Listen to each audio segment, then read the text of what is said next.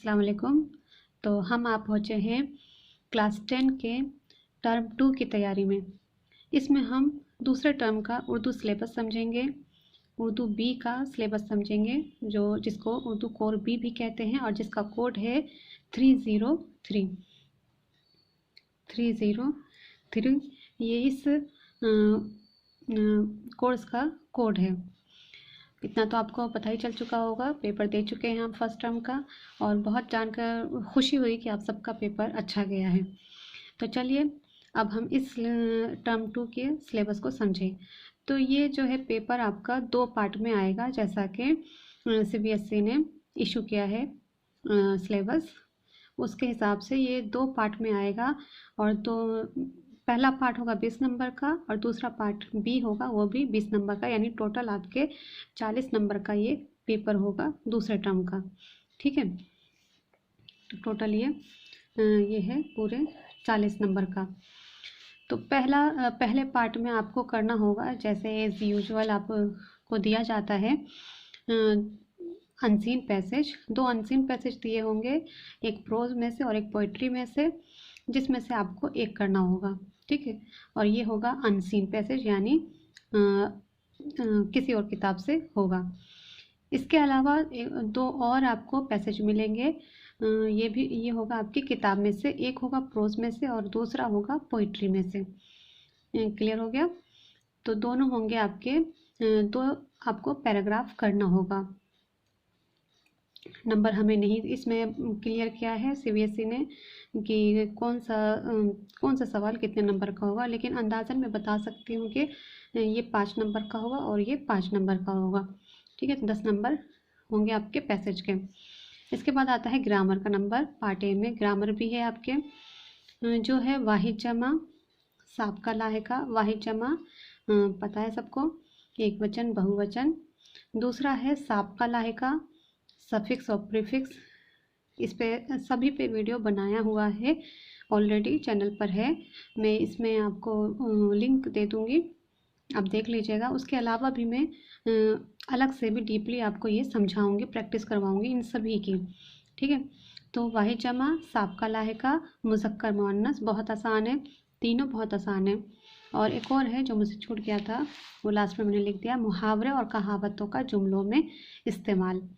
ठीक, तो ये 4 चीज़ें आपकी होंगी ग्रामर से। मुहावरे और कहावतों का जुमलों में, यानी सेंटेंस बनाना होगा आपको। इसमें एक और चीज़ आपको बता दूं कि ये आपका लिखने का भी होगा। इसमें कुछ चीज़ें आपको लिखनी भी होंगी और कुछ MCQs होंगे, दोनों मिला जुला होगा इसमें। ठीक है, तो जहाँ तक मेरा ख्याल है ये सब आपका MCQs में हो सकता है। वही जमा, साबका लाहिका, मुज़क्कर मुअन्नस और मुहावरे और कहावतों का जुमलों में इस्तेमाल। इसके बाद है मजमून निगारी, ऐसे राइटिंग। ये आपको लिखने के लिए होगा, जाहिर सी बात है ये आपके लिखने के लिए होगा। तो 5 नंबर में ये सारी चीज़ें होंगी, 5 या 6 नंबर में, और 4 नंबर का हो सकता है मजमून हो। ठीक, 5 का भी हो सकता है और 4 का भी हो सकता है, क्योंकि कुछ भी मेंशन नहीं किया है। वो जब हो पक्के तौर पे मैं तभी बता सकेंगे जब इसका वो आएगा, सैम्पल पेपर जब आएगा, तब उसमें पता चल जाएगा हमें कि कौन कितने नंबर का आने वाला है। ठीक, अभी अंदाज़ा ही लगा सकते हैं हम। तो उसके बाद 250 वर्ड्स में आपको ऐसे लिखने के लिए आएगा। ये सारे टॉपिक्स हैं, इसके अलावा भी उसमें बताया है कि कुछ भी दे सकते हैं, लेकिन मोटा मोटा ये टॉपिक्स आपको दिया गया है। एक है कौमी त्यौहार, यानी नेशनल फेस्टिवल, अमूमन होता है दिवाली, होली, दिवाली, ईद और ईद उल अज़हा। ठीक है, ये 4 टॉपिक होते हैं नेशनल फेस्टिवल में। इसके अलावा तारीख़ी मकामात की सैर, यानी हिस्टोरिकल प्लेसेस का विज़िट, जैसे कुतुब मीनार, लाल किला, इन सब चीज़ों के बारे में कभी आपने सैर किया हो तो इस पे आप लिख सकते हैं अच्छे से।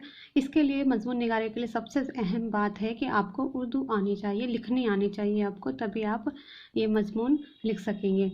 बाकी रटने वाली कोई चीज़ है नहीं इसमें, बस आपको सीखना है उर्दू, लिखना सीखना है। अगर आपको लिखने में दिक्कत है तो आप लिखना सीखिए, क्योंकि सारे आसान हैं। अगर आपके पास आपको लिखना आता है और आपके पास उर्दू अल्फाज है तो आप लिख सकते हैं आराम से। उसके अलावा भी मैं दे दूँगी, इस पर बना दूँगी तारीख़ी मकामात की सैर, स्कूल का सालाना जलसा, ये तो मुझे नहीं लगता कि इतना आएगा, स्कूल तो खुले नहीं, सालाना जलसा क्या होगा। पसंदीदा शख्सियत, ठीक है, माई आइडियल यानी फेवरेट पर्सन, ये भी आप आराम से लिख सकते हैं। सेहत और खेलकूद यानी इंग्लिश में समझ लें हेल्थ और एक्सरसाइज वगैरह, स्पोर्ट्स वगैरह भी हो सकते हैं। तो ये आपको मोटा मोटा ये टॉपिक्स दिया है। इसके अलावा भी वो बता रहा है कि कुछ भी हम दे सकते हैं, ज़्यादा वो होगा ऑनलाइन एजुकेशन के ऊपर भी हो सकता है और आज के हालात के। इसके बाद आता है आपका पार्ट बी का नंबर, ये भी आपके 20 नंबर का होगा। इसमें एक चीज़ मेंशन कर दिया है कि जो 20 नंबर होंगे वो जो इसमें सवालात होंगे वो 4 और 2 नंबर के सवालात होंगे, ठीक है, 4 नंबर के होंगे या फिर 2 नंबर के सवालात होंगे, कुल मिला के 20 नंबर का होगा ये पार्ट बी। तो पहला इसमें है आपको दरख्वास्त आपको इसमें बताया है टॉपिक क्या क्या हो सकता है। फ़ीस माफ़ी, सेक्शन बदलना, या किसी तकरीब में शिरकत की इजाज़त, यानी शादी ब्याह किसी चीज़ में आपको कहीं जाना है उसके लिए दरख्वास्त, या फिर छुट्टी की इजाज़त। ये 1 2 3 4 टॉपिक आपको दिया है दरख्वास्त में। और ख़त है इसके अलावा, ख़त निजी और दफ्तरी, ठीक है।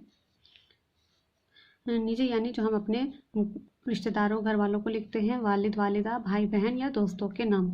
दफ्तरी जो ऑफिशियल होता है, गांव, सोसाइटी, सेहत और दीगर मसाइल, इन सब से रिलेटेड ख़त आ सकता है, ठीक।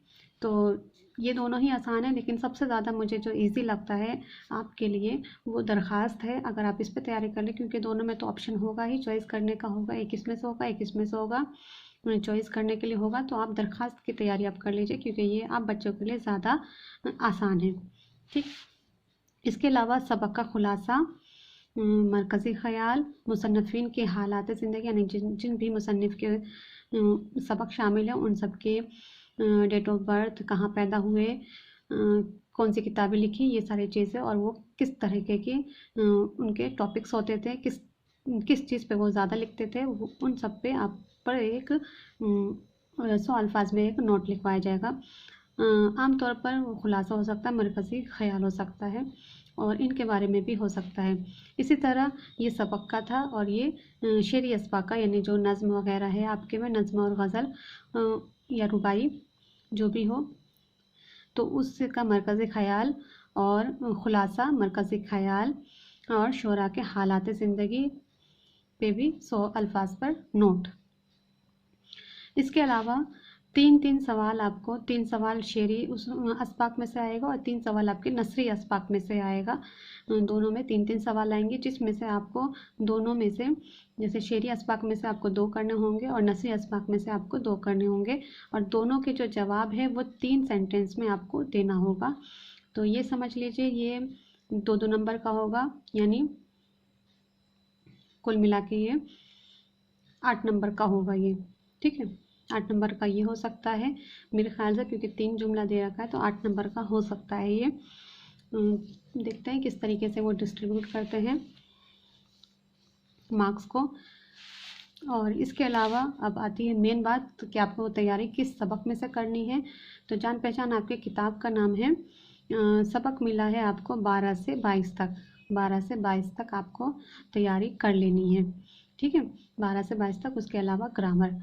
तो अब हम इसकी तैयारी शुरू कर देंगे। ये था आपका सिलेबस कंप्लीट। अगर आपको समझ में आ गया हो तो मुझे एक कमेंट डाल दीजिएगा, मतलब सुन के तसल्ली हो जाती है कि आप बच्चों को सिलेबस समझ में आ गया है।